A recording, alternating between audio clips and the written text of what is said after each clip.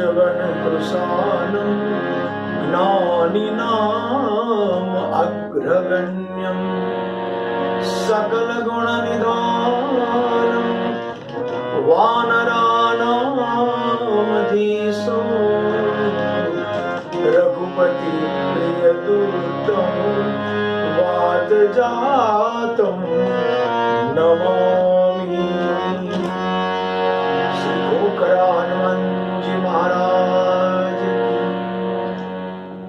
खोखरा हनुमान धाम से श्री सद्गुरु सारस्वत 2020 के अंतर्गत ये सरस्वती के उपासक ग्रंथ गुण गायक सभी विद्वत जनों को आप सुन रहे हैं। इस पावन भूमि से आप सभी भगवती जनों का हार्दिक स्वागत है, मंगलमय स्वागत है। सदा वात्सल्य वारिधि ऐसे भगवती मां कनकेश्वरी देवी की जहां पर पावन उपस्थिति है और भारत के दिग्गज विद्वान अपनी ग्रंथ उपासना, अपनी शब्द साधना, अपनी वेद साधना को जहां पर प्रस्तुत करते हैं, उन्हीं का नाम है श्री सद्गुरु सारस्वत समारोह। इस साल ये कोरोना महामारी के कारण विज्ञान की जो अनुपम देन है सोशल मीडिया, इससे आपको घर बैठे ये सारस्वत का श्रवण मिल रहा है और सभी सारस्वत अपने घर पे बैठे ही अपनी अपनी शब्द साधना, अपनी अपनी ग्रंथ उपासना का निष्कर्ष उसका वीडियो शूटिंग करके हम तक पहुंचाते हैं। हम उनके बहुत ऋणी हैं। भिन्न भिन्न ग्रंथों के अभ्यासी प्रवक्ता आते रहते हैं और अपनी प्रस्तुति देते रहते हैं। आज के इस शुभ दिन शुभ अवसर पर ये सद्गुरु सारस्वत में जिनको निमंत्रित किया गया है, जो पूज्य मां कनकेश्वरी देवी के परम प्रिय शिष्या रही है और जो सभी ग्रंथों की बड़ी अभ्यासी प्रवक्ता है और छोटी वय में जिसने वेद, उपनिषद, संस्कृत और अनेक ग्रंथों पे अपनी विद्वत्ता सिद्ध की है और मां ने ही उसका नाम दिया है मंगलेश्वरी देवी। वैसे बेसिकली ग्वालियर से उसका निवास स्थान है, मगर ज्यादातर मां की कथाओं में हनुमान धाम खोखरा में जिनका नित्य निवास है और कथा व्यासंग जिनका जीवन का बहुत बड़ा एक वैभव है। तो ऐसे छोटी वय में सरस्वती की उपासिका श्री मंगलेश्वरी देवी जी आज रामचरितमानस में राम राज्याभिषेक का जो वनवास के प्रति परिवर्तन हो गया, उनके पीछे की भगवान की स्वयं मर्जी क्या थी और उनके पीछे के जो अनूठे कारण वो अपनी विशद विचारधारा से प्रस्तुत करेगी और हम सबको राज्याभिषेक से लेकर वनवास तक की एक सुंदर यात्रा का विहार कराएगी। तो मैं निमंत्रित करता हूँ पूजनीय माँ की परम प्रिय शिष्या श्री मंगलेश्वरी देवी जी को। जय गिरनार। ध्यान मूलम गुरुः मूर्ति, पूजा मूलम गुरोपदम, मंत्र मूलम गुरु वाक्यम, मोक्ष मूलम गुरु कृपा। अतुलित बलधामं हेम शैलाभदेहं, दनुजवन कृशानं ज्ञाननामाग्रगण्यं, सकल गुणनिधानं वानराणामधीशं, रघुपति प्रिय भक्तं वातजातं नमामि। श्री सद्गुरुनाथ महाराज की जय। श्री खोखरा हनुमान जी महाराज की जय। सब संतन की जय। परम पूज्य गुरुदेव भगवान पूज्य माँ को प्रणाम करते हुए सद्गुरु दिव्य सारस्वत सत्संग समारोह में हम पुनः एक बार फिर उस रसधारा में स्नान करने के लिए और उसमें से अनेकों अनेक धर्म ग्रंथों के माध्यम से, चाहे फिर वो शिव पुराण हो, चाहे देवी भागवत हो, रामचरितमानस हो, भागवत जी हो, महाभारत हो और भी अनेक अनेक ग्रंथों में से वो तत्व को खोजने का प्रयास कर रहे हैं जो तत्व इन ग्रंथों के माध्यम से इन ग्रंथों के अंदर जिसको हम परमात्म तत्व कहते हैं उसे खोजने का प्रयास करते हैं। वो तत्व शायद हमको मिल भी जाए, किसी की कृपा, किसी का अनुग्रह हमको उस तत्व से मिलवा दे। वो उसको राम तत्व बोल सकते, देवी तत्व बोल सकते, शिवत्व बोल सकते, जो भी कहना चाहे हम, वह राम शिव देवी जो भी है उस तत्व को हम प्राप्त भी कर लें, लेकिन क्या हम उसको अपने जीवन में एक स्थिरता के साथ रख सकते हैं? यही आज का मेरा विषय है। दशरथ जी ने उस तत्व को प्राप्त तो कर लिया था लेकिन टिका नहीं पाए, और परिणाम क्या हुआ? राम वनगमन। परिणाम यह हुआ कि राम जी का वनवास हुआ। राम कौन है? राम है, गोस्वामी तुलसीदास जी ने रामचरितमानस में जब राम जी के नाम का वर्णन किया है, नामकरण का अवसर दिया है, तब गोस्वामी जी कहते हैं वशिष्ठ जी के द्वारा कि जो आनंद सिंधु सुख राशि सी करते त्रैलोक सुपासी। जो आनंद सिंधु है सो सुख धाम राम स्नान, वो राम है जो आनंद का सागर, यानी परमात्मा तत्व आनंद का सागर। और इसका प्रमाण ये मिलता है, जैसे ही दशरथ जी ने सुना तो क्या कहते हैं? दशरथ पुत्र जन्म सुनि काना, मानहु ब्रह्मानंद समान। ब्रह्मानंद की अनुभूति, परमानंद पूर्ण राज, वो परमानंद है, आनंद है। वो आनंद क्या है? प्रकट तो हो जाता है। कभी कभी किसी चौपाई को पढ़ते पढ़ते मम गुण गावत पुलक शरीरा गदगद गिरा भय नैन बह नीरा वाली स्थिति प्राप्त कर लेते, उस तत्व को प्राप्त कर लेते, लेकिन फिर उसको स्थिर नहीं रख पाते। क्यों नहीं रख पाते? वो आनंद हमारा हमेशा क्यों नहीं रहता? जैसे जनक जी का रहता है ना, इन्हें बिलोकत अति अनुरागा बरबस ब्रह्म सुखाए मन त्यागा। मेरा मन तो ब्रह्म सुख में निरंतर रहता है, लेकिन आज राम जी को देख करके मेरा मन क्यों ऐसा हो रहा है कि ब्रह्म सुख को छोड़ रहा है? तो वो ब्रह्म सुख में हमारा मन निरंतर क्यों नहीं रह पाता?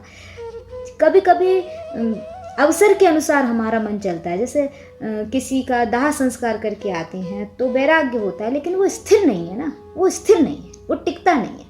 तो क्यों नहीं टिक पाता है? यही समझना है कि राम जी का राज्याभिषेक, हम तो अपने जीवन की सत्ता राम को सौंप रहे थे और राज्याभिषेक ना होते हुए उनका वनवास हो गया। क्यों? क्या कारण? यही समझना है। राम वनगमन की भूमिका कैसे बनी? अभिषेक से राम वनगमन की भूमिका बन गई, जबकि पूरा समाज राम जी के साथ था, सब लोग राम जी के साथ थे, सिर्फ 2 लोग खिलाफ थे।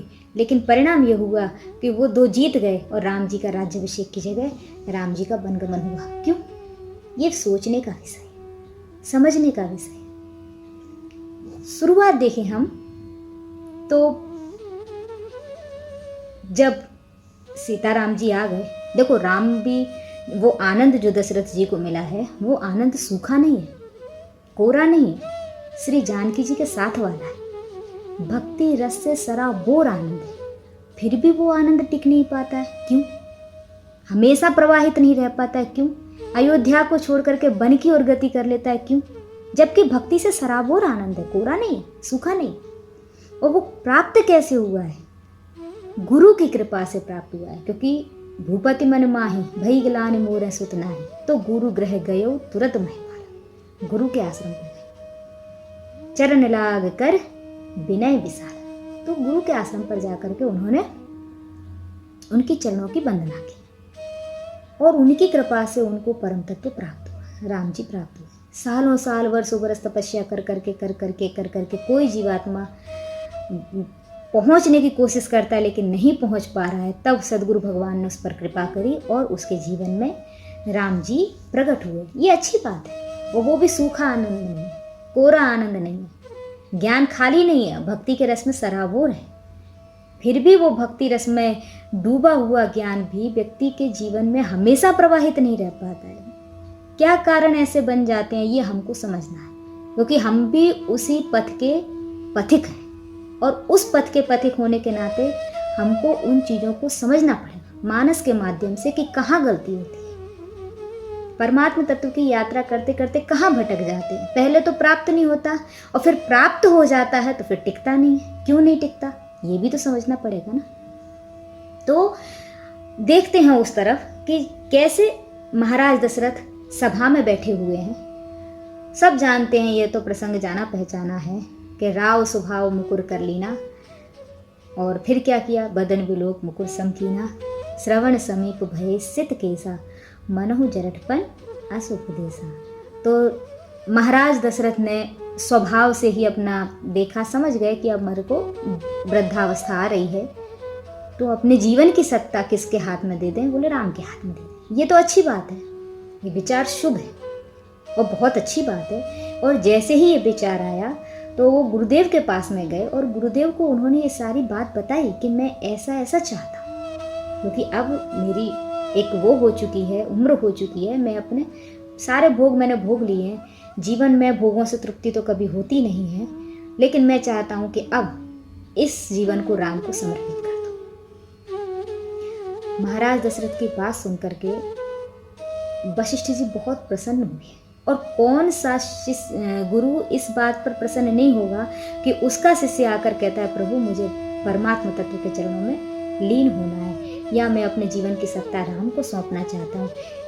बिना कहे जो संसार के भोगों को त्यागने के लिए तैयार हो जाए, ऐसा करने के लिए जो जीव तैयार हो जाए, उसके ऊपर उसका गुरु तो प्रसन्न होगा ही, शिष्य पर प्रसन्न होगा। और जब जाते हैं तब कितना सुंदर वर्णन गोस्वामी जी लिखते हैं। महाराज दशरथ के मन का भाव बहुत सुंदर है। क्या, यह सम मोहे अनुभयहु न तुझे, सब पायो रज पावन पूजे। यहां तक उनकी भूमिका बहुत अच्छी है। उन्होंने कहा आज तक मैंने जो भी कुछ पाया है, मेरे जितनी भी उपलब्धियां हैं, जो लोग समझते हैं कि मैंने की है लेकिन वो मैंने नहीं की, तो सब पायो रज पावनी पूजे, वो सब मैंने आपके चरणों को पूजने से प्राप्त किया। सिर्फ आपके चरण रज की कृपा से मुझे प्राप्त हुआ, आपके चरणों का चरणामृत है। ये उनका कृतकृत्यता से भरा हुआ भाव है। ये पूरा अपने आप को निवेदित कर देने वाला भाव है कि आपकी कृपा से मेरे अंदर ये प्राप्त हुआ है। लोग समझते हैं कि मैंने उपलब्धियां की, पर मैंने नहीं की, मैं इस बात को समझता हूँ। धन्यता भरा भाव है, बहुत अच्छा भाव है। और गुरुदेव को प्रसन्नता भी है। ऐसा नहीं है कि राम जी के वनगमन से गुरुदेव को प्रसन्न, राज्याभिषेक से गुरुदेव को प्रसन्नता नहीं, उनको प्रसन्नता है। वो चाहते हैं कि दशरथ जी के जीवन की सत्ता राम के हाथ में जाए, जीते जी परमात्मा तत्व को प्राप्त करें। वो प्रसन्न भी है।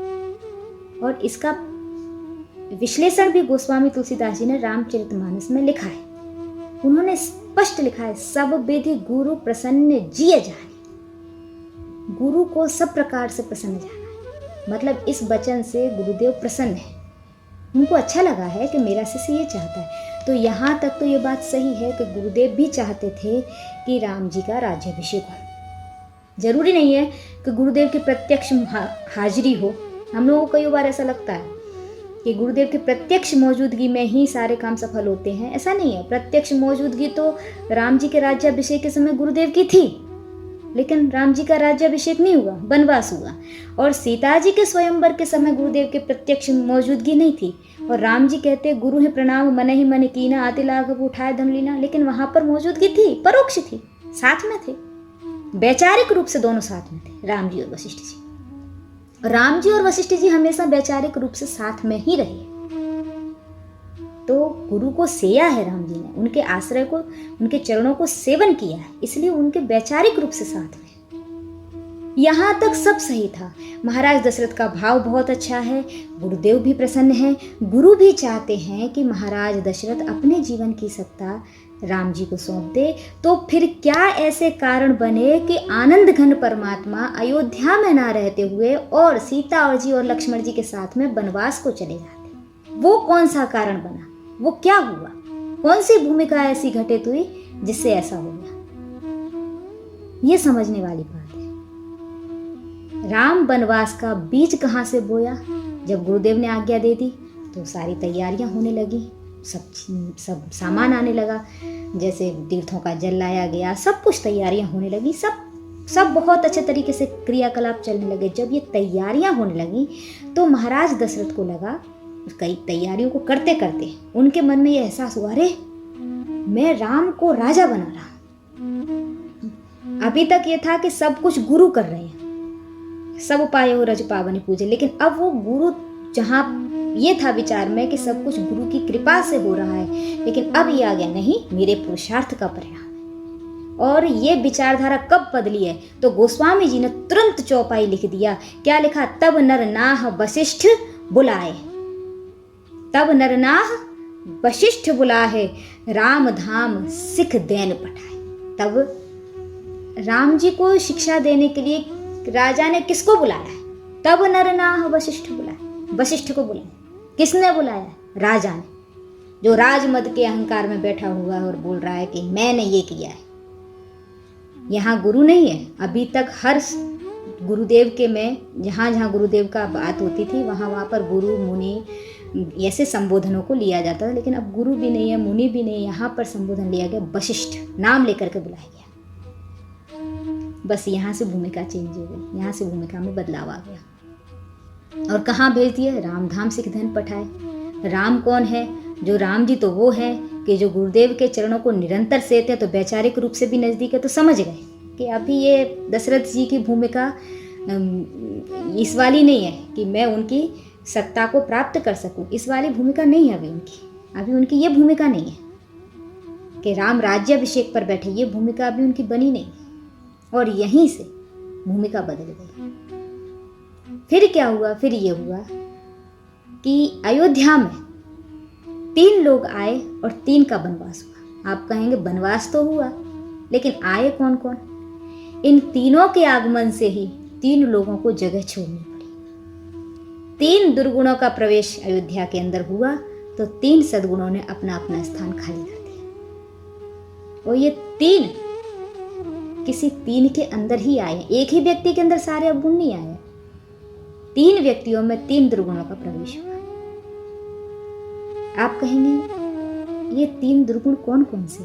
समझने वाली बात है। देखिए, मेन भूमिका राम वनवास में मंथरा, कैकेयी जी, ये 2 तो हमको ज्ञात है, लेकिन तीसरे महाराज दशरथ स्वयं है, क्योंकि यहाँ से शुरुआत उन्होंने ही की है। तब नरनाह वशिष्ठ बुलाए, यहाँ से उनकी भूमिका हो गई। परिणाम क्या हुआ? मंथरा के हृदय में क्या आया? लोभ। उसको किस बात का लोभ है? उसको इस बात का लोभ है कि वो ये सोचती है कि उसको कोई कैकेयी से प्रेम नहीं है, स्नेह नहीं है, उसको बस लोभ है। किस बात का? वो ये सोचती है कि कैकेयी अगर राजमाता बनती है, भरत जी अगर राजा बनते हैं, तो कुछ नहीं तो इतना तो सही कि मैं एक मेन सदस्य बन जाऊं, क्योंकि मैं कैकेयी की दासी हूँ, कैकेयी के साथ रहती हूँ। तो कैकेयी बोलती भी है, क्योंकि उसकी बातों से कहती करहूँ तो है चख पूतर आली, मैं तेरे को ऊपर से लेके नीचे तक तैयार कर दूंगी, पूरी श्रृंगारित कर दूंगी। वो यही चाहती थी, उसके अंदर लोभ था। जो गहने कैकेयी पहनती थी, जो श्रृंगार कैकेयी करती थी, उनके साथ में रह रह करके उसको लगता था ये सब मुझे मिलना चाहिए, तो उसके अंदर उस चीज का लोभ था। मंथरा के अंदर आया लोभ, कैकेयी के अंदर आया क्रोध, और दशरथ जी के अंदर आया काम। इन 3 दुर्गुणों ने भक्ति, ज्ञान और वैराग्य तीनों को अयोध्या से निकाल दिया। राम जी, लक्ष्मण जी और सीता जी। जहां तक देखा जाए तो वनवास किसका हुआ था? वनवास सिर्फ राम जी का हुआ था, सीता जी और लक्ष्मण जी का नहीं हुआ था। लेकिन जाना तीनों को ही पड़ा। क्यों? क्योंकि उनके स्थानों पर तो लोभ, काम और क्रोध ने जगह ले ली थी। जब उनका स्थान ही नहीं बचा तो वहां रहकर क्या करते? इसलिए उन्होंने अपना स्थान खाली कर दिया। दशरथ जी ने बाहरी तैयारियां बहुत की थी अभिषेक की, लेकिन जो उनको अंतर हृदय में करना चाहिए था वो उन्होंने नहीं किया, वो कर पाए। एक गांव में एक कुएं में एक कुत्ता मर गया। अब उसकी बदबू बहुत आ रही है, बहुत दुर्गंध आ रही, कोई पानी भी नहीं पी पा रहा, वहां से पास से कोई निकल भी नहीं पा रहा है। ऐसी परिस्थिति में कुछ गांव वाले एकत्रित होकर एक साधु के पास गए और बोले, महाराज ऐसी ऐसी परिस्थिति है, हम तो बहुत दुर्गंध से परेशान हैं। महाराज ने पूछा कितने दिन हुए उसको मरे? वो बोले 7-8 दिन जैसे तो हो गए होंगे। बोले अभी भी दुर्गंध आ रही है? बोले हाँ अभी भी दुर्गंध आ रही है। तो संत जी ने कहा एक काम करो, उसमें औषधियाँ डलवाओ। उन्होंने कुछ औषधि दी, उसको कुएं में डाला गया। 2 दिन बाद आकर के बोले महाराज अभी भी दुर्गंध आ रही है। तो उन्होंने सुगंधित द्रव्य डालने के लिए कहा। उन्होंने सुगंधित द्रव्य भी डाल दिया। फिर आकर के बोलते समस्या तो वही की वही है, अभी भी दुर्गंध आ रही है। तो उन्होंने ये कहा एक काम करो, कुछ पानी निकाल करके बाहर फेंक दो। तो कुछ पानी बाहर निकाल करके फेंका, फिर भी दुर्गंध आ रही है। तब महाराज ने पूछा इतना सब कुछ करने के बाद में भी दुर्गंध आ रही है, ऐसा क्या कारण है कि दुर्गंध आ रही है? तब उनको बड़ी देर में याद आया। उन्होंने पूछा तुम लोगों ने उस कुत्ते को बाहर निकाला जो उसमें मरा हुआ पड़ा है? महाराज आपने तो उसको बाहर निकालने के लिए बोला ही नहीं था।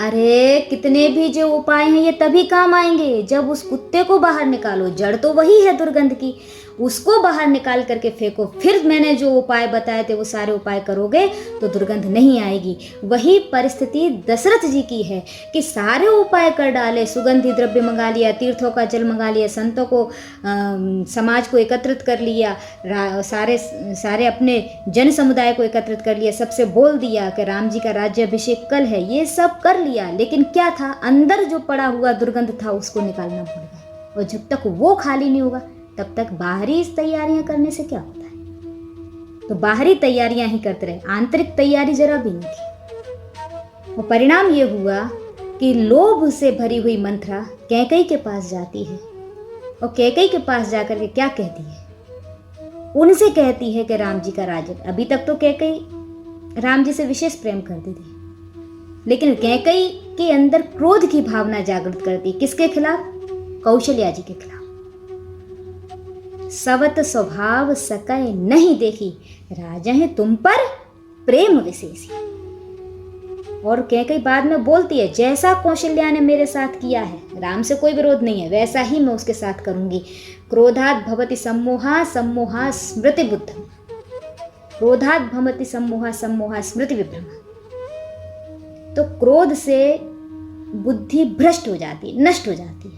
कैकेयी की भी बुद्धि नष्ट हो गई, सोचने समझने की शक्ति खत्म हो गई।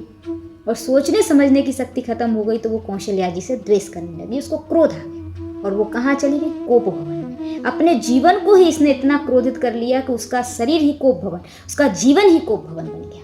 प्रसन्नता उससे कोसों दूर हो गई। जहां राम नहीं होगा वहां प्रसन्नता नहीं होगी। तीसरा दुर्गुण है काम। तीसरा दुर्गुण किसमें आया? देख हो काम प्रताप बढ़ाए। गोस्वामी जी महाराज दशरथ के लिए कहते हैं, ये महाराज दशरथ के अंदर आया। उन्होंने कहा ना, कारण मोह सुनाओ गजगामिनी निज कोप कर के हेतु रान रिसान परसत पान पति ही निवारहि मानव सरोस भुवंग भामिनी विषम भांति निहारहि। देखो काम प्रताप बढ़ाई। गोस्वामी जी स्पष्ट बोल रहे हैं कि राम जी के लिए जगह बनाने वाले महाराज अभी काम से पीड़ित हैं। और खुद गोस्वामी जी के शब्द हैं, जहां राम तहां काम नहीं और जहां काम तहां राम। तुलसी कहो कैसे रहें रवि रजनी इकट्ठा। कैसे रह सकते हैं? राम है वहां काम नहीं रह सकता और काम है वहां राम नहीं रह सकते। तो महाराज दशरथ के अंदर काम आया, क्रोध आया कैकेयी जी के अंदर, लोभ आया मंथरा के अंदर, और जाना पड़ा किसको? भक्ति, ज्ञान और वैराग्य को। लोभ आया तो भक्ति जी चली गई, क्रोध आया तो ज्ञान चला गया, और काम आया तो वैराग्य दूर हो गया। तो ये तीनों तो जाने थे। 1 किलो के डिब्बे में 1 किलो ही सामान आएगा, 5 किलो नहीं भर सकते हो। तो 3 दुर्गुणों को अगर इन्होंने अपने जीवन में जगह दी तो 3 सद्गुणों ने यानी स्वयं परमात्मा राम ने समझ लिया कि इस जगह पर मेरी कोई ज़रूरत नहीं है, क्योंकि यहाँ पर तो काम, क्रोध और लोभ मौजूद है। ये तीनों मौजूद हैं। जब ये तीनों हैं तो मेरा राज्याभिषेक कैसे हो सकता है? यही कारण है, सिर्फ यही कारण है राम जी के वनवास की भूमिका यही है। हम अगर मंथरा को दोष दें, हम कैकेयी जी को दोष दें, या हम दशरथ जी को दोष दें, ये तो सब ठीक है। ये एक चरित्र का गठन गोस्वामी जी ने किया है, और गोस्वामी जी ये बताना चाहते हैं कि परमात्मा तत्व कभी कभी सहज में प्राप्त हो जाता है, सहज में प्राप्त हो जाता है। किसी की कृपा के द्वारा, किसी के अनुग्रह के द्वारा आनंद घन ईश्वर सहज में जीवन में आ जाता है। लेकिन उस आनंद को, परमानंद को सतत टिका के रखना, हमेशा अनवरत अपनी विचारधारा में रखना मुश्किल है। राजा दशरथ भी नहीं कर पाए। क्यों? क्योंकि काम, क्रोध, लोभ ये तीनों एकत्रित हो गए तो राम को अयोध्या छोड़नी पड़ी थी। राम वनवास हो गया। जबकि वनवास किसका था? 14 वर्ष राम वनवासी, सिर्फ राम का वनवास मांगा था, उनका नहीं मांगा था, सीता जी और लक्ष्मण जी का नहीं मांगा था। लेकिन सीता जी और लक्ष्मण जी ने वनवास लिया, वो दोनों चले गए।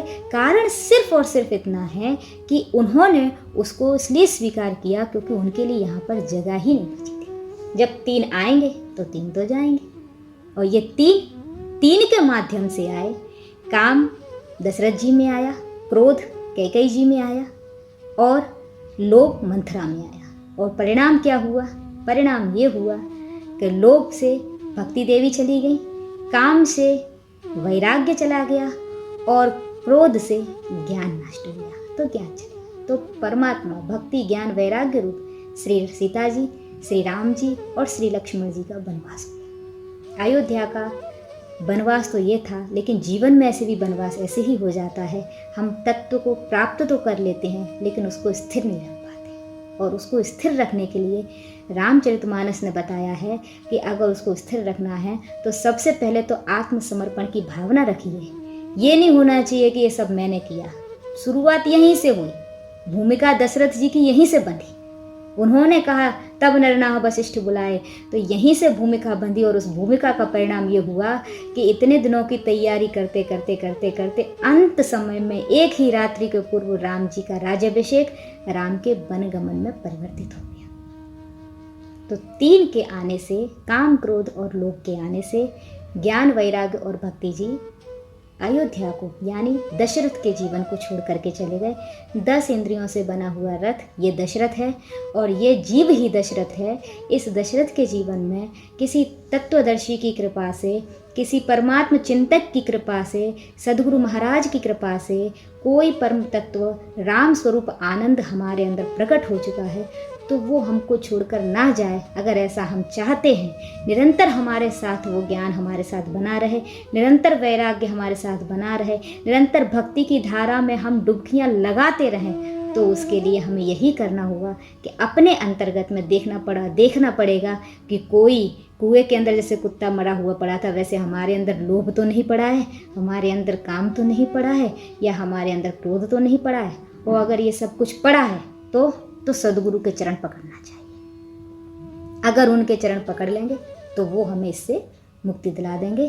तो राम जी का राज्याभिषेक राम वनवास में परिवर्तित हो गया, उनका यही कारण था। ये एक भूमिका बनी जिससे राम जी को वनवास हुआ। दशरथ जी की भूमिका, कैकेयी जी की भूमिका और मंथरा के कारण पूरे समाज को राम से दूर होना पड़ा। इसी के साथ मैं अपनी वाणी को विराम देती हूँ। जय हिंद। श्री सद्गुरु सारस्वत समारोह 2020 के अंतर्गत आप भिन्न भिन्न प्रसिद्ध वक्ताओं को सुनते रहते हैं। ये सत्र के वक्ता में मैं सादर निमंत्रित करता हूं, जो अहमदाबाद में जिनका निवास स्थान है और आनंद आश्रम का जिनने आश्रय लिया है, ऐसे आदरणीय शास्त्री श्री प्रदीप भाई शास्त्री जी। आनंद आश्रम दरअसल हमारे गुजरात में जो शंकराचार्य जी के अवतार माने गए ऐसे श्रोत्री ब्रह्मनिष्ठ वेदांत के बड़े अभ्यासु प्रवक्ता श्रीमन आचार्य नथुराम शर्मा जी की ये तपोभूमि है। कहा जाता है कि शंकरम शंकराचार्यम केशवम बादरायणम। जगतगुरु शंकराचार्य महाराज जी वो शंकर भगवान के अवतार है, मगर वही शंकराचार्य जी का जो अवतार अभी अभी जो माना जाता है, ऐसे बड़े ही अनूठे विद्वान श्रोत्री ब्रह्मनिष्ठ नथुराम शर्मा जी, जिसकी पावन उपस्थिति तो गुजरात में मिल्खा में है, मगर जिसका दूसरा आश्रम अहमदाबाद आनंद आश्रम है, जहां पर रहकर आचार्य प्रवर श्री प्रदीप भाई शास्त्री जी ग्रंथों के बड़े अभ्यासी है। हमारे सारस्वत के पहले से सम्मिलित हुए बड़े सीनियर सारस्वत है, स्वभाव के बड़े सरल, इतने विद्वान, और आज वेदांत दर्शन ऐसा गहन विषय को अपनी सरल प्रस्तुति में हम सबको रसपान करवाने के लिए पधार रहे हैं। तो मैं सादर निमंत्रित करता हूं श्री प्रदीप भाई शास्त्री, आनंद आश्रम अहमदाबाद से।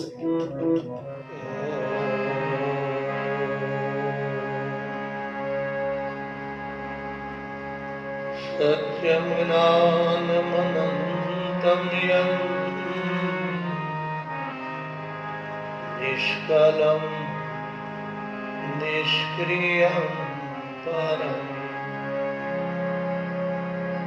અદ્વિતીયં નિર્વિશેષં બ્રહ્મતસ્ય મુપાસ્મહે.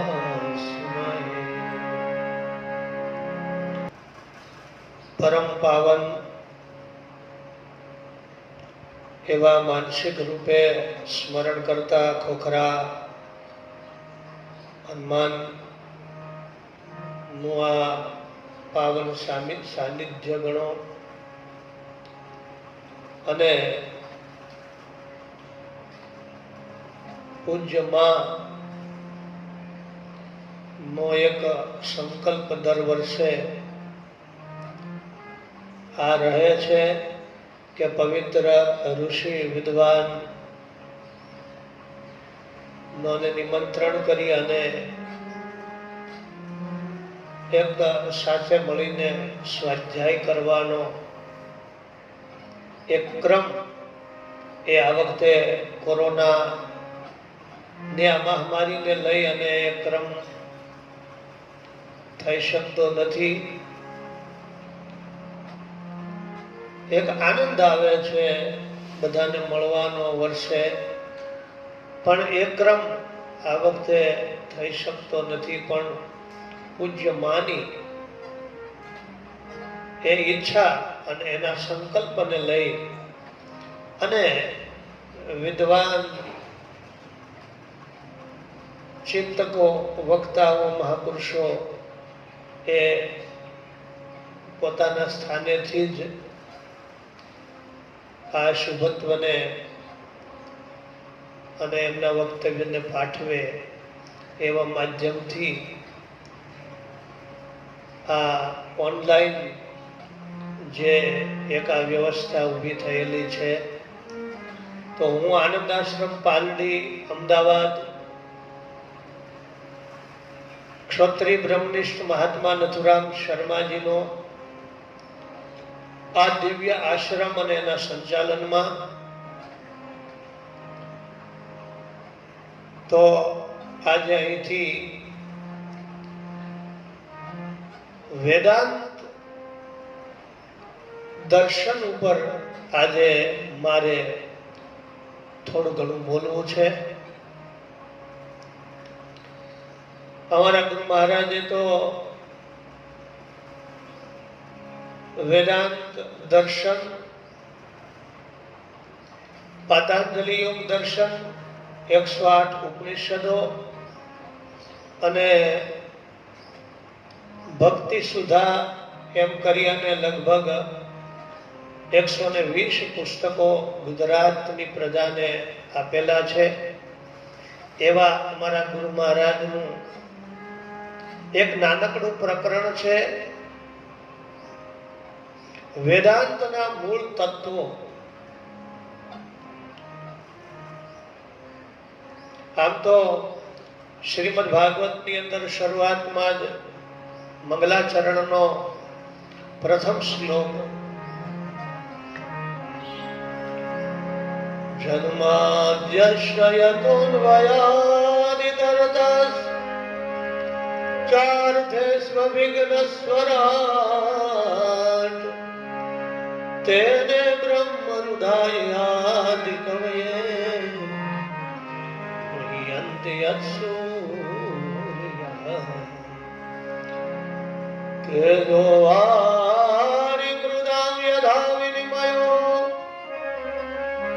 યત્ર સ્ત્રીસર્ગસ્પૃહા દામ્ના સ્વેન સદા નિરસ્તકુહકં સત્યં પરમ ધીમહિ. વેદાંતનો મૂળ વ્યાસ નારાયણ શ્રીમદ ભાગવતની અંદર પ્રથમ શ્લોકમાં આપ્યું છે સત્યમ પરમ ધીમહિ. એ સત્યની જે ઉપાસનાની વાત છે એ વેદાંતની વાત છે. અને ભક્તિ જ્ઞાન નહીં કચ્છ ભેદા ઉભય હરહિ ભવ સંભવ ખેદા. આપણે જેને ભક્તિ કહીએ છીએ, જ્ઞાન કહીએ છીએ, એમાં ગૌસ્વામીજી મહારાજે પણ કહ્યું છે કે કોઈ ભેદ નથી. પણ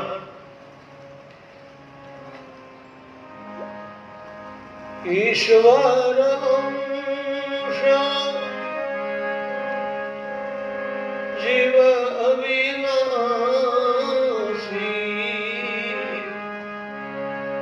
ચેતન અમલ સહજ સુખ રાશી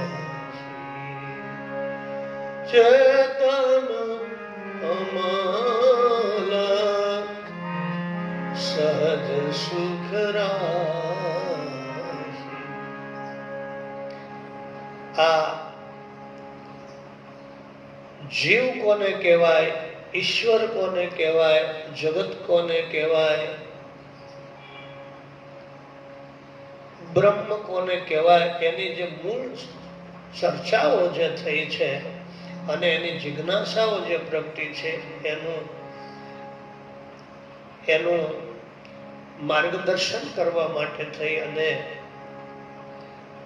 શંકરમત જે આપણો છે, એટલે આદ્ય ગુરુ શંકરાચાર્યજી મહારાજે અદ્વૈત સિદ્ધાંત મને એટલા માટે થઈને બહુ ગમે છે કે અદ્વૈત સિદ્ધાંતની અંદર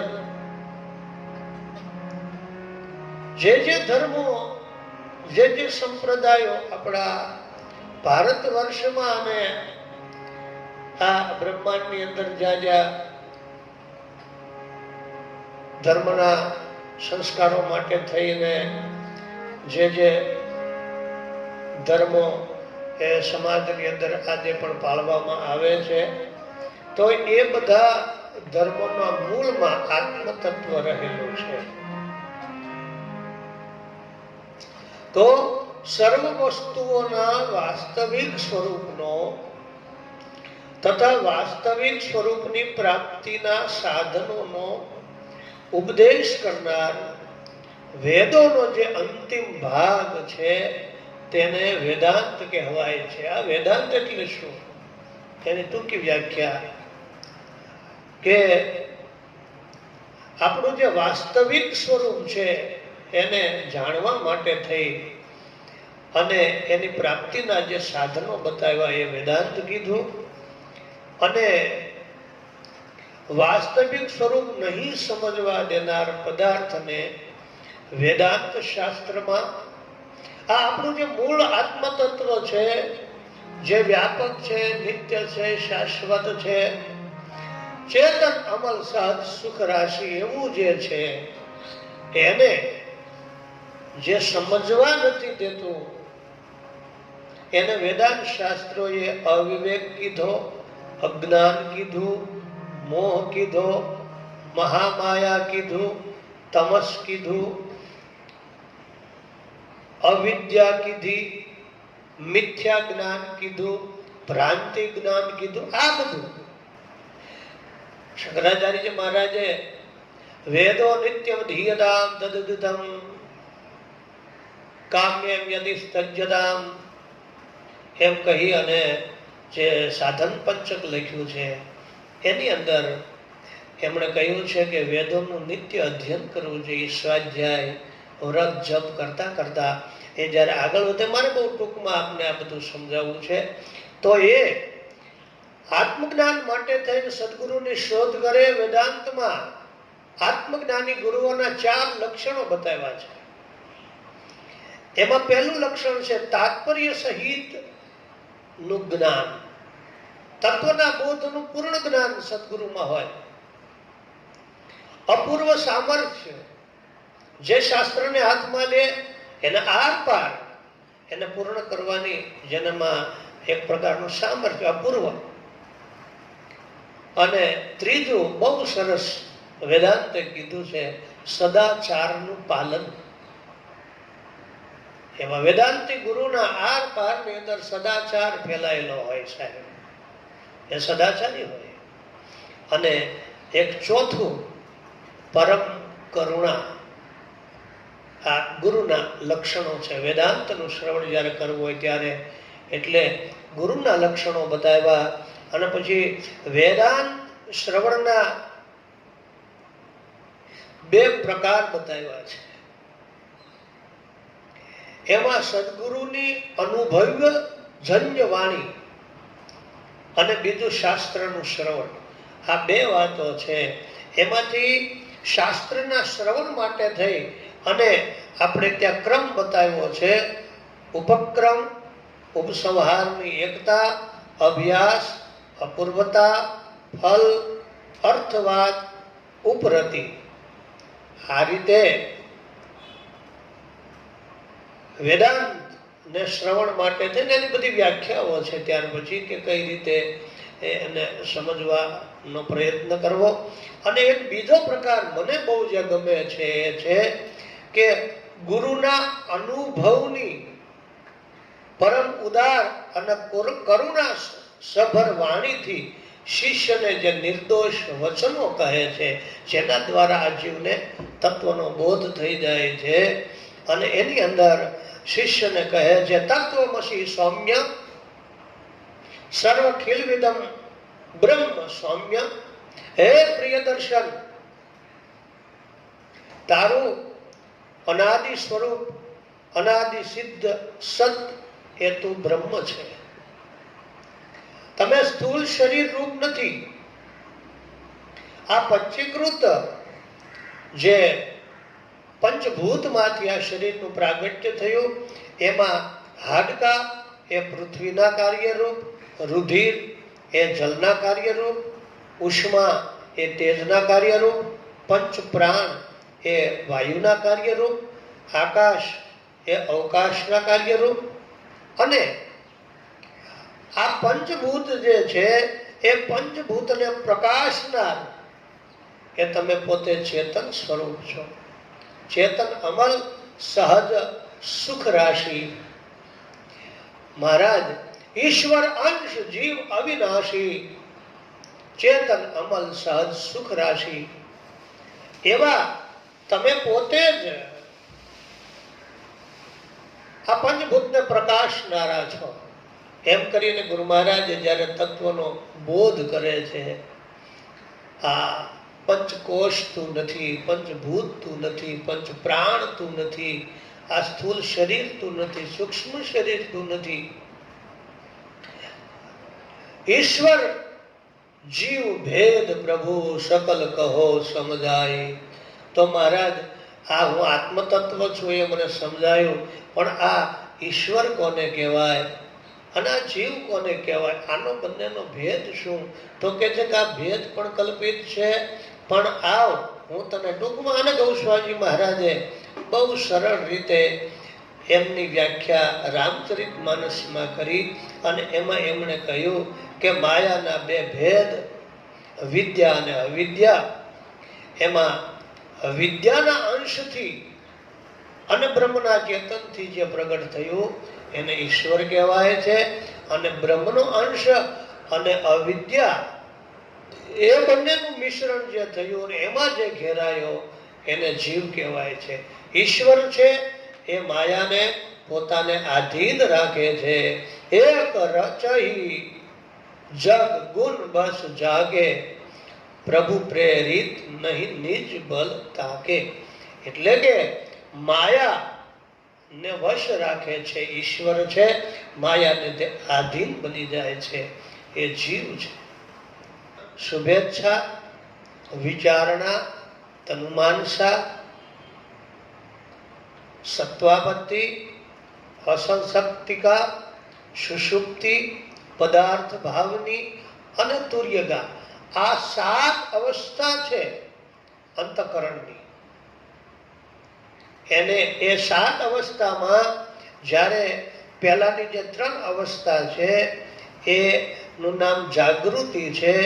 અને પહેલા તો આ જીવને બ્રહ્મને જાણવાની ઈચ્છા થાય, ગુરુની શોધ કરે, પછી એની શુભ વિચારણા, એટલે કે એને બીજા જે અશુદ્ધ વિચારો આવતા હતા એમાંથી શુભ વિચારો તરફ એમની વૃત્તિ એકાગ્ર થાય, સ્થિર થાય.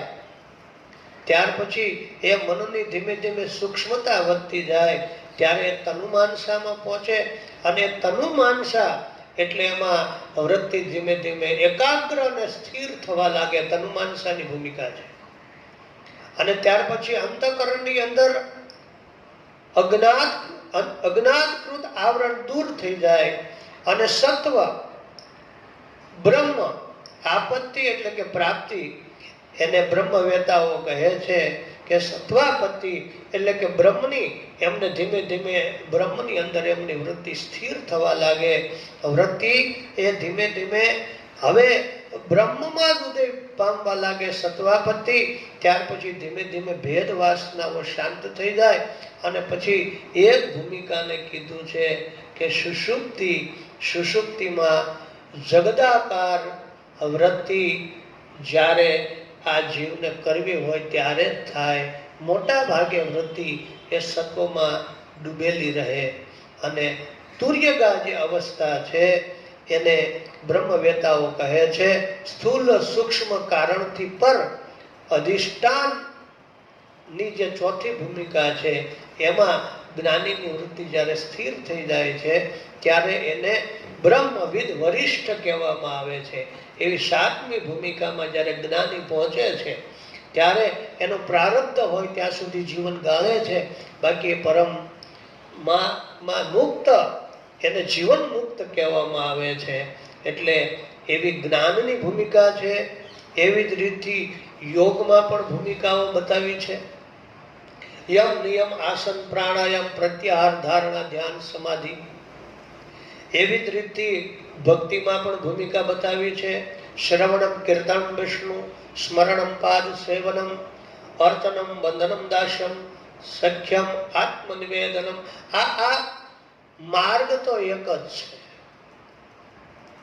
માર્ગો બધા જુદા જુદા છે પણ એ બધા માર્ગો એક સ્થાને જ ભેગા મળે છે.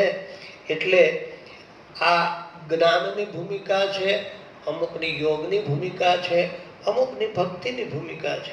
ચિદાભાસની 7 અવસ્થાઓ બતાવી છે. અજ્ઞાન, આવરણ, વિક્ષેપ, ભ્રાંતિનાશ, શોકનાશ, પરોક્ષ જ્ઞાન, અપરોક્ષ જ્ઞાન અને અતિહર્ષ. આ 7 ભૂમિકાઓ એ જીવની છે.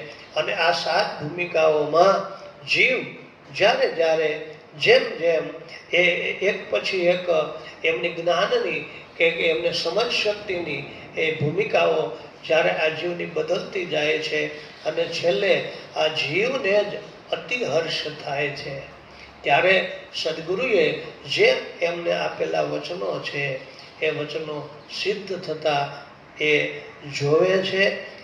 એટલે કે આ જીવને અનાદિ જે અજ્ઞાન છે એમાંથી આ જીવ મુક્ત થઈ જાય છે. અને પછી એવો મુક્ત થયેલો જીવ એ અતિહર્ષની અંદર વ્યવહાર કાળમાં હું શબ્દ જે બોલતો હતો એ જ્ઞાન થયા પછીનો હું શબ્દ છે. જેમ કે ગીતામાં ભગવાન બોલ્યા અહમ હિ સર્વયજ્ઞાનામ ભોક્તા ચ પ્રભુરેવ ચ. એમ જે ભગવાન બોલ્યા છે એ શુદ્ધ ચેતનાની અંદર પોતાની વૃત્તિ જે સ્થિર છે એમાંથી બોલાયેલા શબ્દો છે. એ જીવન મુક્ત છે. એ અતિહર્ષમાં એવા શબ્દો જ્યારે બોલે છે ત્યારે એ જ્ઞાન થયા પછીના જે શબ્દો છે એને મહાવાક્યો આપણે ત્યાં કીધા. અહમ બ્રહ્માસ્મિ, અયમાત્મા બ્રહ્મ, સર્વ ખેલવિદમ બ્રહ્મ અને તત્વમસી એવા વાક્યને બોલવાનો આ જીવ અધિકારી થાય. એટલે આ વેદાંતને બહુ અઘરો વિષય છે પણ બહુ ટૂંકમાં મેં આ એક નાનકડો પ્રયત્ન કર્યો છે. પૂજ્ય માના ચરણોમાં હું વારંવાર વંદન કરું છું.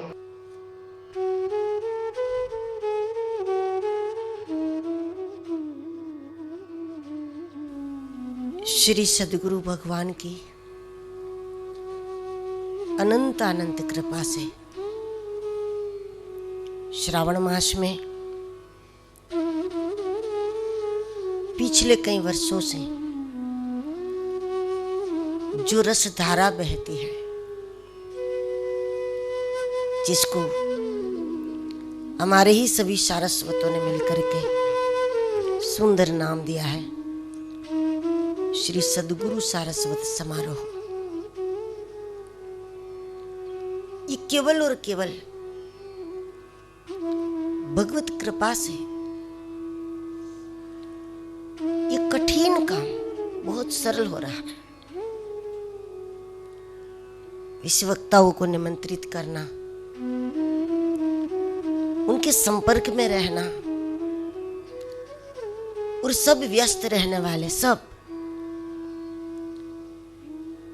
जो इस आयोजन को देख रहे हैं, वो भी सब प्रवक्ता है, भागवताचार्य है, वो भी सब व्यस्त होते हैं। जिनका संपर्क करना है वो भी व्यस्त होते हैं। लेकिन जहां तक बात इस आश्रम में, सद्गुरु धाम में सारस्वत समारोह की है, ये काम सारे वक्ताओं के, सारे विद्वानों के अपनत्व के कारण बहुत सहज हो गए, सहजता से हो रहा है। क्योंकि हमारे सारे सारस्वत खुद ही एक दूसरे के संपर्क में रहते हैं। पूज्य धनंजय भाई, पूज्य गौतम भाई, पूज्य भागवत ऋषि जी, पूज्य मीरा बहन, पूज्य भावना बहन, सारे सारस्वत और करीब करीब सभी का कहना यही होता है, जब ग्रंथों से अलग अलग प्रकरण को उठाया जाता है और बताया जाता है कि सबको एक एक उस पे अपना विचार देना, रखना है, एक एक प्रकरणों पर प्रकाश डालना है, करीब करीब सबका कहना यही होता है कि हमको कोई सा भी प्रकरण दे दो, हम उस पर विचार करेंगे। क्योंकि वैसे सबने विचार किया ही है, सब व्यासपीठ पर बैठते हैं, सभी प्रकरणों पर सबने कई बार चर्चा की है। लेकिन जब सारस्वत में कुछ कहना होता है तब एक उत्साह ये भी हमने सबका देखा कि सब और कुछ उस गहराई में जा करके कुछ रहस्योद्घाटन करना चाहते हैं। और इसका सबसे विशेष लाभ अगर किसी को होता है तो वो होता है हमारे खोखरा हनुमान धाम में जो हमारा वेद विद्यालय चल रहा है, संस्कृत महाविद्यालय चल रहा है। पूरे भारत के अलग अलग प्रदेशों के जो ऋषि कुमार यहाँ पर वेदाध्ययन कर रहे हैं, संस्कृत पढ़ रहे हैं, व्याकरण पढ़ रहे हैं, साहित्य पढ़ रहे हैं, उन छात्रों को, हमारे सारे विद्यार्थियों को, सारे ऋषि कुमारों को सबसे अधिक इसका लाभ हो रहा है। यही कहें कि अभी तक सभी वक्ताओं ने कथाएं की है, वो कर भी रहे हो, आगे भी करेंगे, लेकिन सारस्वत में हमारे सारे वक्ता कथा को बोल रहे हैं। जो हमारा भविष्य का भारत है, भविष्य का धर्म जगत तैयार हो रहा है इस केशवानंद बापू वेद विद्यालय में। उनको पुराणों के प्रकरणों पर प्रकाश डाल करके, उनको विचार दे करके, धर्म ग्रंथों को, सत्संग को, कथा को एक अच्छी भूमिका में, क्योंकि बच्चों की भूमिका है, उसमें कोई दोष नहीं है, कोई द्वेष नहीं है, उसमें बिल्कुल जिस समय पर बोना चाहिए उस समय पर बोले। क्योंकि समय निकल जाने के बाद खेत में बोने से भी कोई परिणाम नहीं मिलता ना, उस प्रकार समय निकल जाने के बाद व्यक्ति के अंदर बोने से भी कोई विशेष परिणाम नहीं आता। लेकिन जब विद्यार्थी काल होता है उस समय एक ही लक्ष्य होता है कि कहाँ से मिले, कहाँ से मिले, कितना मिले। यही एक लक्ष्य होता है उस समय। और ऐसे अवसर पर, मतलब समय पर, हमारे सारे ऋषि कुमारों के जीवन में, उसके अंतःकरण में जो कुछ बोया जा रहा है वो निश्चित रूप से भविष्य के भारत के लिए एक वरदान बन जाएगा। सदगुरु सारस्वत समारोह श्री खोखरा हनुमान धाम के तत्वावधान में अभी जो चल रहा है, उसके हमारे आज के वक्ताओं में श्री मंगलेश्वरी, जो कि इसी आश्रम की परंपरा है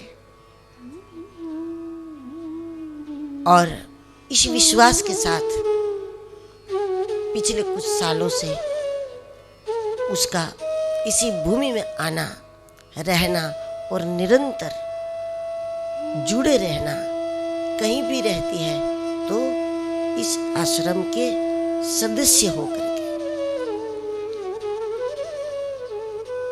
और यहीं से कुछ पाने का इरादा लेकर के उसका इस आश्रम में आगमन हुआ, जो संस्कृत का बहुत अच्छा उसका अध्ययन है। संस्कृत की एक बड़ी विद्वान है आज, और हमारी परंपरा का इसलिए हम उसको गौरव मानते हैं, इसलिए नहीं कि इस आश्रम की शिष्या है, लेकिन संस्कृत के प्रति उसका प्रेम है, ग्रंथों के प्रति निष्ठा है। ये हमारे लिए बड़ी प्रसन्नता की बात है। इस सारस्वत सत्र में उसने जो बताया, श्री राम के वन गमन का बीज कहाँ पड़ा है। प्रत्येक ग्रंथों के प्रत्येक प्रकरणों का कहीं ना कहीं बीज पड़ा होता है। जब उसका बीज मिल जाता है, बीज समझ में आ जाता है, तो वो पूरा प्रकरण समझ में आ जाता है। जैसे शरीर में, पूरे शरीर में कहीं पर भी चोट लगती है तो दर्द तो होता है, लेकिन आत्मा का निवास हम हाथ में पैर में नहीं समझते, हृदय में समझते हैं। बीज कहाँ पड़ा है। उस प्रकार ग्रंथों के प्रकरणों में भी ऐसा लगता है कि ये घटना घटी तो इसके पीछे कारण क्या है। वैसे परमात्मा तत्व है ही ऐसा। ये अनुभव गोपियों का भी रहा कि कृष्ण कभी कभी पकड़ में आ जाता है, लेकिन कब सरक जाता है वो पता नहीं चलता। परमात्मा को कई बार हम लोग चिंतन में धारण कर लेते, लेकिन उसको पकड़ में नहीं रख सकते। फिर कब सरक जाता है और कब भगवत चिंतन छोड़ करके हम संसार का चिंतन करने लगते, कब बदल गया और वो कब निकल गया पता ही नहीं चलता। वो तो कोई विरल विभूतियां कोई हो सकती है जो परमात्मा को अपने चिंतन में पकड़ भी ले, पकड़ के रखे, वो छूट नहीं पाता।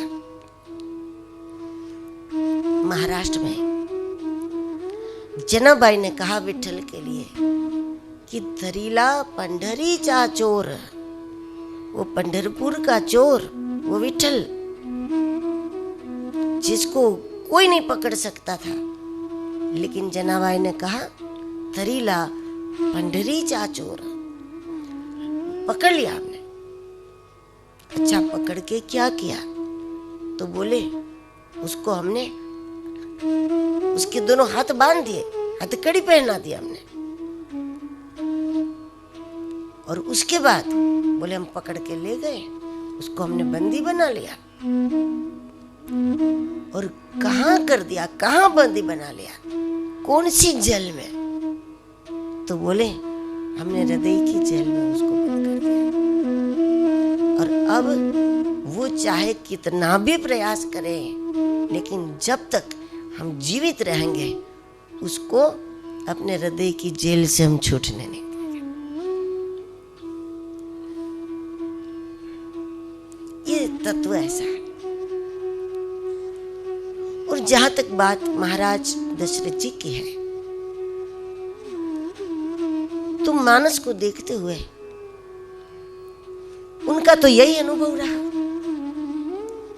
कि ये सरक जाता है, बार बार सरक जाता है। बड़े होने के बाद ही नहीं सरके, लेकिन जब राम जी छोटे से थे, 3-4 वर्ष के, और राजभवन के आंगन में मित्रों के साथ प्रभु खेलते थे, और जब महाराज भोजन के लिए बुलाने जाते हैं, और जब बुलाने गए तो नहीं आवत, दूर चले गए।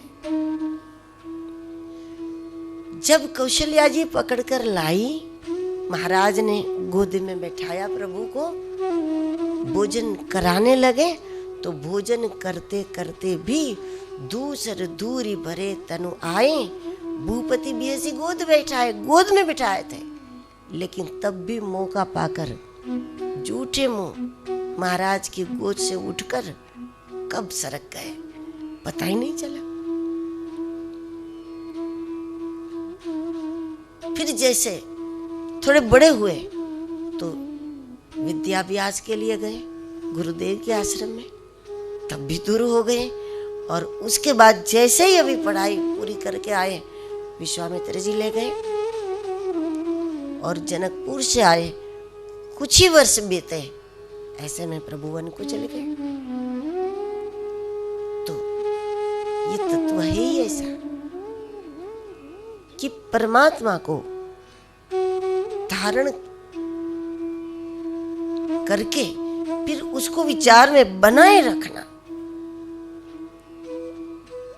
इसके लिए अभ्यास जरूरी होता है। देखिए महाराज राम के पिता है, साक्षात ब्रह्म जिनके घर में रहता है, और ब्रह्मा के पुत्र वशिष्ठ जी जिनके कुल गुरु हैं। इतना तो कुछ तैयार था ना। दशरथ जी की पूर्व जन्म की तपस्या मनु महाराज के रूप में, वही तो दशरथ जी बने।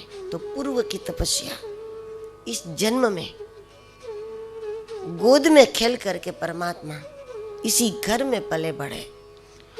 भगवान का निवास जिस महल में है, और ब्रह्मा के पुत्र वशिष्ठ जी जिनके कुल गुरु है, उसके बाद भी अगर जीवन में भरत जी की उपस्थिति नहीं है, कोई त्याग मूर्ति महापुरुषों का सत्संग नहीं है, तो बिना सत्संग का चिंतन छूट जाता है। सत्संग ही चिंतन का आधार है।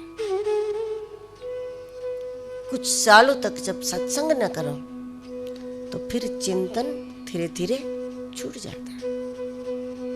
सत्संग चिंतन का आधार है। और महाराज ने अपनी इस लीला के द्वारा हम सबको मानो ये संकेत किया है कि अभ्यास बना रहा है। अपने तन मन को कभी निवृत्ति न मिले, सत्संग होता रहे, त्याग मूर्तियों का दर्शन होता रहे, तो ही हमारी स्थिति बनी रहेगी। नहीं तो समर्थ गुरु, तीर्थ में निवास, घर में भगवान, हम सबके घट में भगवान, इसके बाद भी चिंतन छूट जाता है। यही कारण है अभ्यास का अभाव। हमारे विचार से राम निकल जाते हैं, और हमारे विचार से राम निकल गए तो वास्तव में लगता है कि राम का वनवास, लेकिन हकीकत में जिसके विचार से राम निकल गए उसका जीवन ही वन बन जाता है। वो कुछ तय नहीं कर सकते अब क्या करे, कहाँ जाए। जैसे कोई वन में भटक गया वैसे ही हम भटक जाते। तो बड़ी सुंदर व्याख्या आज मंगलेश्वरी के द्वारा हुई।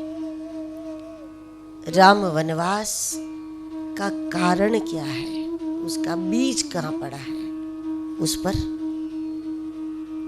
और उसके बाद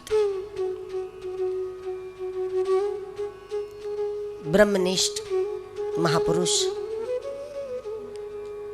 पूज्य श्री नथुराम शर्मा जी के कृपा पात्र पूज्य श्री प्रदीप भाई के द्वारा वेदांत दर्शन पर एक बहुत कठिन विषय पर बहुत ही सरलता पूर्वक आपने व्याख्या की।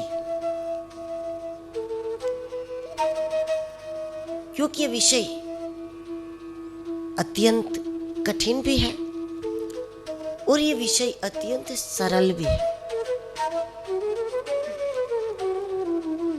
सरल इसलिए है कि ये दृष्टि का विषय है, और जिसके पास सद्गुरु की दी हुई दृष्टि है तो जो चीज सामने है वो दिखती, सरल है। गोस्वामी तुलसीदास जी ने कहा कि जब सद्गुरु की कृपा से हमारी दृष्टि दिव्य हो जाती है तो गुप्त प्रगट जहां जो जने खानिक सूझ ही राम। परमात्मा उसकी समझ में आ जाता है, उनकी सूझ में आ जाता है, तो सरल लगता है बात में। लेकिन तब ये विषय बहुत कठिन है कि जब हमें बिना आंखों से देखना है, जब हमारे पास दृष्टि नहीं है और हमें जब जाना है उसमें, तो हमारे लिए बहुत असंभव सा है, कठिन ही नहीं असंभव सा हो जाता है। लेकिन जब कोई दृष्टि प्रदान कर दे तो फिर दृष्टि वालों के लिए उतना ही सरल है, क्योंकि गुरु कृपा से दृष्टि होती है तब जीव, जगत और जगदीश ये तीन नहीं रहता, एक हो जाता है। जब तक ये तीनों अलग है तब तक जीव भाव बंधन करता है, तब तक जगत प्रभावित करता है, और तब तक परमात्मा हमारे लिए कल्पना है।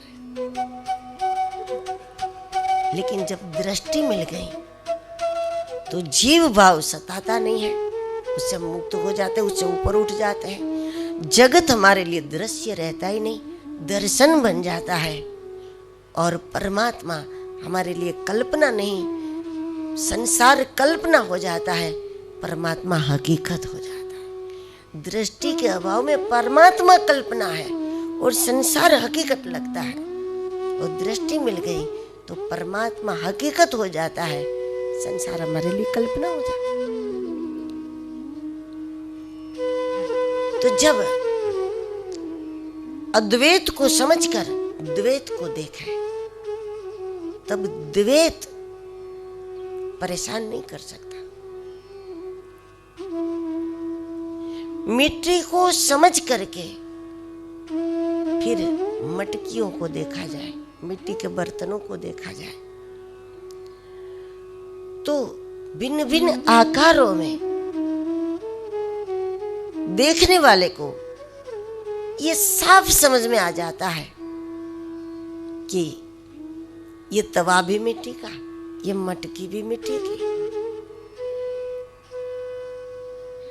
ये जो भी कुछ है, ये गमला भी मिट्टी का, जो कुछ सामान सामने पड़ा है, उसको समझना बहुत आसान हो जाता है। जब मिट्टी को समझ लिया तो मिट्टी के पात्रों को उसके बाद देखो तो कभी भ्रम नहीं होता। उस प्रकार एक को समझकर जब हम अनेक को देखें तो अनेक के प्रति राग द्वेष नहीं होता, क्योंकि दूसरे में दूसरा दिखेगा तब तक लाख प्रयास के बाद भी द्वेष से नहीं बच सकते। कहीं राग हो जाएगा, चिपकाऊ हो जाएगा, आसक्ति हो जाएगी, कहीं कड़वाहट हो जाएगी, क्योंकि दूसरे में दूसरा दिखेगा तब तो हो गई। हम दुनिया को प्रभावित करने की भी कोशिश करेंगे, किसी को दिखा देने की कोशिश करेंगे, किसी को गिराने का भी प्रयास करेंगे, क्योंकि दूसरा है इसलिए करेंगे ना। खुद को खुद कभी तमाचा मारते नहीं, खुद का खुद कभी अपमान करते हैं नहीं करते हैं, क्योंकि दूसरा नहीं है इसलिए नहीं करते। और यही दृष्टि जब दुनिया के प्रति हमारी हो जाएगी तो कहाँ द्वेष करेंगे, किसको गिराएंगे, किसका अपमान करेंगे। बस हम तो दर्शन करेंगे जगत का, केवल दर्शन करेंगे, क्योंकि अनेक में एक का दर्शन होता रहेगा। तो बिना दृष्टि को प्राप्त किए ये विषय कठिन है, लेकिन पूज्य श्री प्रदीप भाई शास्त्री जी बहुत सरल सहज है और एक प्रकार से तपस्वी के जैसा उनका जो है जीवन वो व्यतीत कर रहे हैं। मैंने बहुत करीब से उनको देखा है, समझा है कि कोई न कोई तपस्या, कोई न कोई साधना उनकी हमेशा होती है। इस प्रकार साधना रत, तपस्या रत जिनका जीवन है, और यही कारण है कि गुरु कृपा से आपको वो दृष्टि प्राप्त है कि आप अनेक में एक का दर्शन करते हुए इस विषय का सुंदर आपने निरूपण किया। और इसके लिए आपके चरणों में एवं सभी सारस्वतों के श्री चरणों में नमन। जय गिरनारी।